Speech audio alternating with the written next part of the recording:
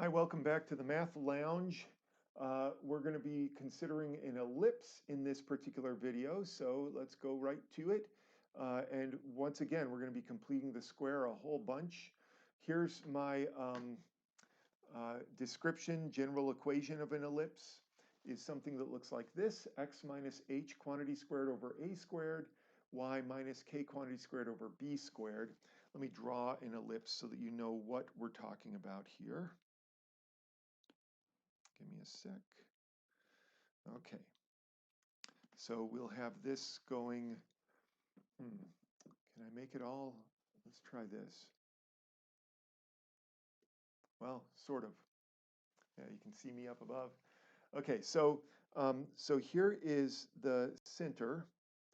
This is HK, is the center of this ellipse.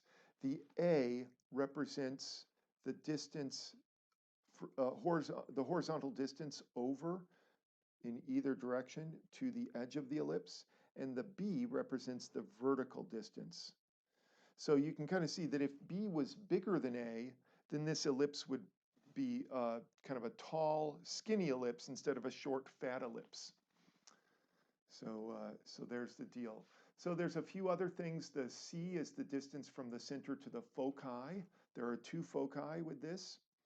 And the foci, where's my picture again? There it is. So the focus is always along the longer distance. So if the longer distance is A, then your focus would be out here somewhere. So this distance is C. But if the longer distance was B, if B was bigger than A, then the focus would be up and down rather than left and right. One other thing is whatever's the furthest from the center, those 2 points are called the vertices. So this is the focus, this is the vertex, and that's it. So getting back to my examples here, we're going to be completing the square again 2 times for each problem. So here is an example. We want to graph this particular equation. It'll take me a minute to write this down.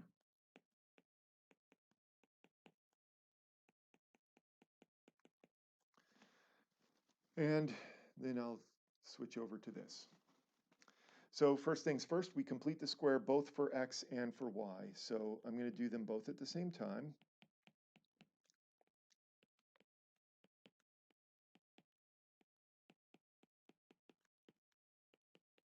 So let's deal with this one first, the x term. So I'm going to take that. So just to remind you, I take it 1/2 times 4, and then you square that, and that's going to be what I add here. And so 1/2 of 4 is 2. 2 squared is 4.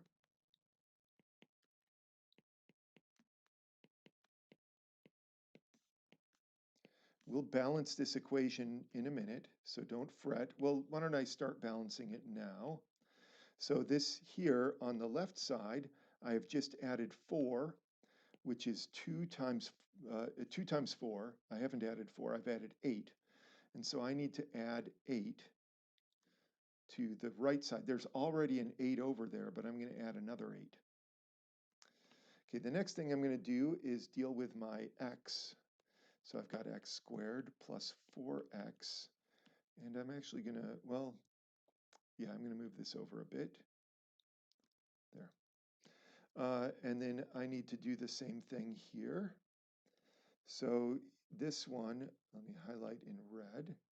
So I've got this 4, and the math is 1/2 times 4 squared, which gives me another 4 there. So I need to add that, since I've added that to the left side, I need to add 4 to the right side. There's no coefficient out here, so we're in good shape. Okay, moving on, let's clean things up. I'm also going to move this 2 over to the other side. So on the left side, I've got 2 times y plus 2 quantity squared minus, or no, plus x plus 2 quantity squared is equal to, let's see, we've got 2 8 plus 8 is 16, 20, 22. I don't think I had intended this to be this ugly, but we're stuck with it now. Okay, now I'm going to divide both sides by 22, and I'm also going to swap these so that it looks a little better. So x plus 2 squared over 22 plus y plus 2 squared over 11 is equal to 1. 2 divided by 22 is 1 over 11. Okay, so I've got this in this form that is very similar to what's right here with the x minus h quantity squared over a squared. Not a perfect square, but we're stuck with it. And then y minus k squared over b squared is equal to 1. So the important thing is that you have that 1, and notice that I've got the 1 right here. Okay, now I can write down my stuff. H and k are both -2. A is the square root of 22. B is the square root of 11. I can compute C is the square root of the absolute value of a squared minus b squared. And the reason it's an absolute value is because sometimes b is bigger than a. So anyway, c in this case is the square root of 11 as well. Okay, let's graph. So first things first, hk is the center. So my center is -2, -2. So we'll put that here. The next thing that I note is that if I go the square root of 22 in left and right, I get to the ellipse. So I better do this on my calculator. The square root of 22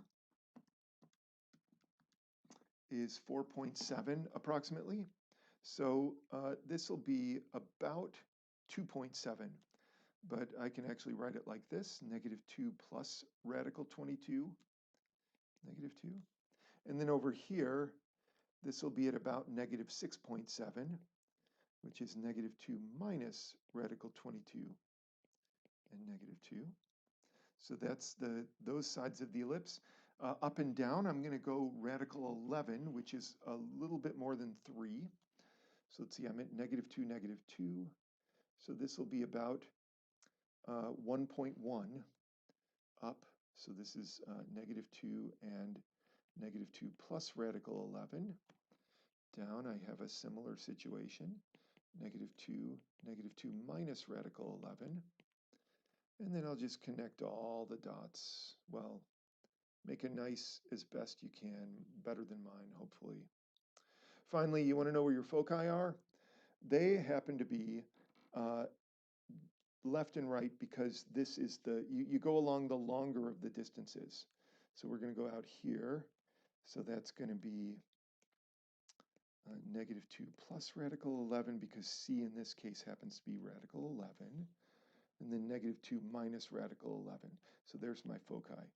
By the way, the reason why these are called foci is because they are like the focus on the parabola.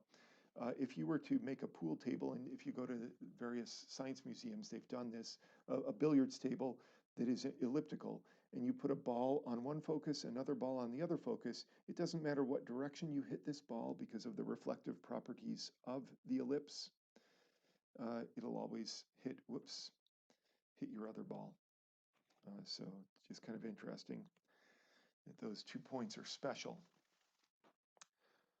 Okay, one more of these, and then we'll go on to the hyperbola in the final video. Okay, so another ellipse is this one here, and I just wanted to show you an example where the y coordinate was bigger than the x coordinate. Hopefully I did a better job setting this one up. We will find out. So I have 2y squared plus 4y plus 3x squared plus 12x is equal to 21. And so let's see. You know what I'm going to do first is I'm going to do this. X squared plus 4x,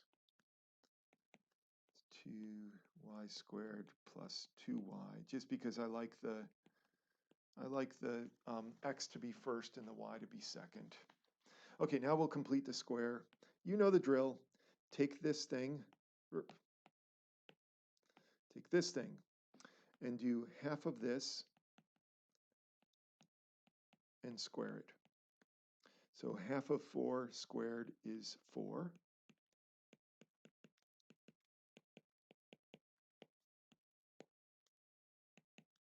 Same thing goes here. I'm going to take this thing, and you're going to do half of that thing squared, which is 1. Y squared plus 2y plus 1. And then we have to account for everything. So on the left side, I happened to just add 3 times 4. Oops, go away. 3 times 4 is 12. And I also added 2 times 1, which is 2. So just so you know where the 2 times 1 came from, here's 2 times 1, which is 2. So we got to make sure I balance everything. Now the moment of truth. Did I make things work out nicely? Well, we know this is going to be nice. I factor those. Okay, 21 plus 12 plus 2. How did I not? I don't know what my problem is. You know what? I'm going to just make an executive decision here to turn this into a 22. There. So the original problem I just copied wrong. It's 22 because this is going to be 36, and that'll work out much nicer for me because this will all divide nicely.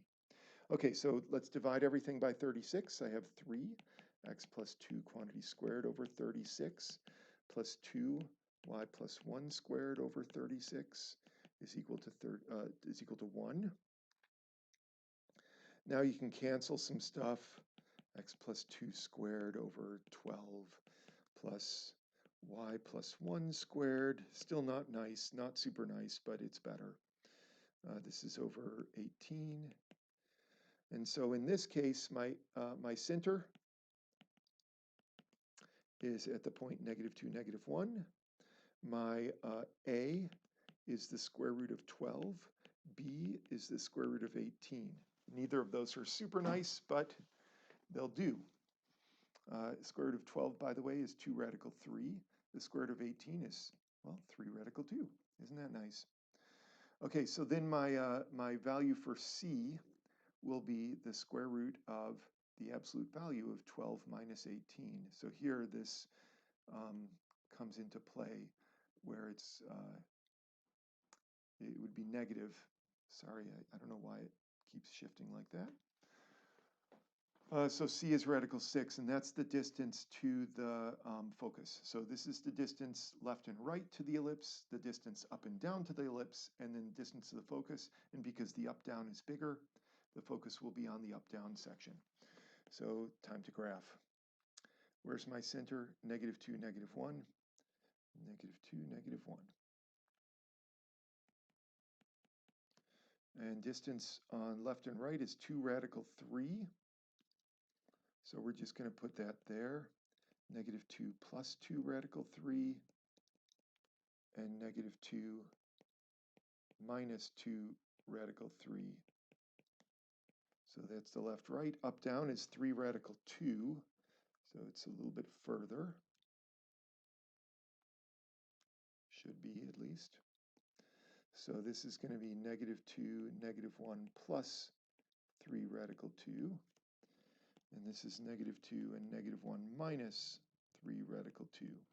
Yeah, if those were integers, we could actually compute the exact point. Well, now we just make a nice loop as best we can. It's a little taller than it is wide. And then this C, radical 6. So that's going to put the foci maybe right there and right there. So that's a little bit more than 2. So this is -2, -1 plus radical 6, and -2, -1 minus radical 6. Remember that the foci are always in the direction of the larger of the two So this is shorter, this is longer, so the focus goes towards the longer axis. Whew, okay, so next we get to do the hyperbola in the next video. It's very similar to the ellipse, so if you got this, you're going to get the hyperbola.